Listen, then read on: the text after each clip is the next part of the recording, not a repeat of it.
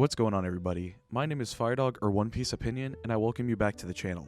For almost 6 years, or arguably 11 years, Oda has broken down and rebuilt one of the Straw Hats from an embarrassment to a member of the crew that I have come to respect and genuinely care for. And obviously, that character is Sanji.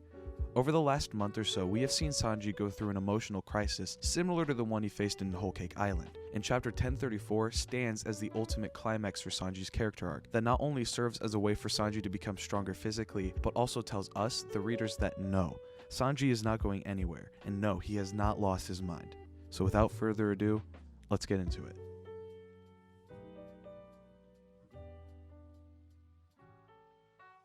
When looking at where Sanji went quote-unquote bad, you have to look all the way back at Fishman Island, where Sanji was truly at his lowest for me as a character.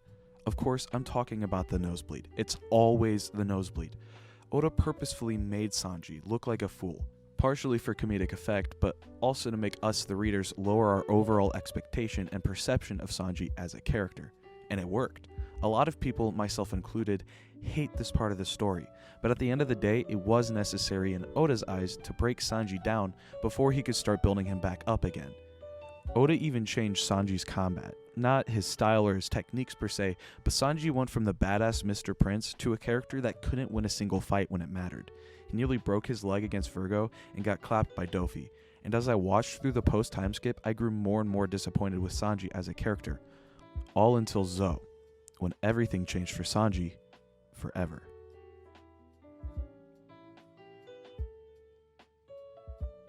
While I was disappointed with Sanji, I was still excited to see Sanji and Zou after him, Brook, Nami, and Chopper left for Zou early in Dressrosa. But to my surprise, Sanji quickly became the focal point of a crisis that rivaled the Enies Lobby incident. Sanji had left the crew.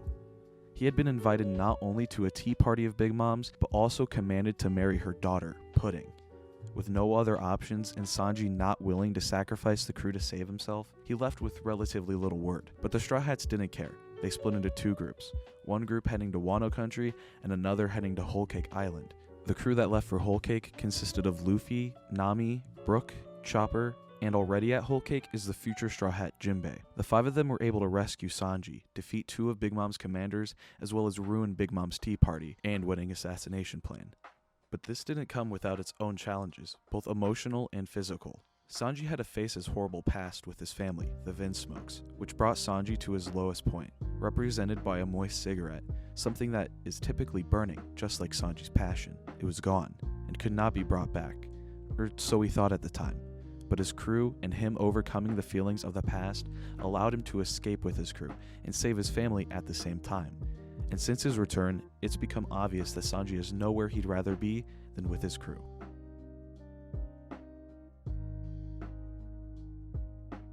When Sanji first used the raid suit, he made up a cover identity, so he could use the raid suit without associating with the Vinsmokes, and now in the raid, he's had to use the raid suit only a handful of times. But after his second use, he began to feel off, and it turns out that his body began to awaken to his bioengineered abilities, such as an exoskeleton, a high regen factor, super speed, and increased strength. But when he realizes this, he begins to freak out, and runs away from his fight with Queen. And this is the crisis I referred to in the intro. Sanji hates the idea of becoming like his siblings, an emotionless monster of science. And in his confusion, he sort of blacks out. He disassociates to the point where he can't really remember a certain portion of time. And when he comes to, there's an injured woman in front of him. And with seeing this, Sanji makes his decision that he would rather be dead than somebody who lives and kills without emotion. He calls Zoro and makes him promise that Zoro kills him if after the raid, Sanji is not himself.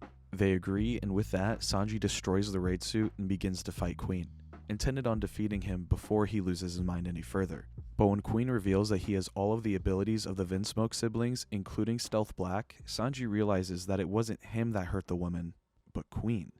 With this, he has had enough and unleashes the most powerful attack we've seen from him in the series. Utilizing his exoskeleton, speed, haki, and strength, he unveils a more powerful version of Diable Jambe, dubbed Ifrit Jambe.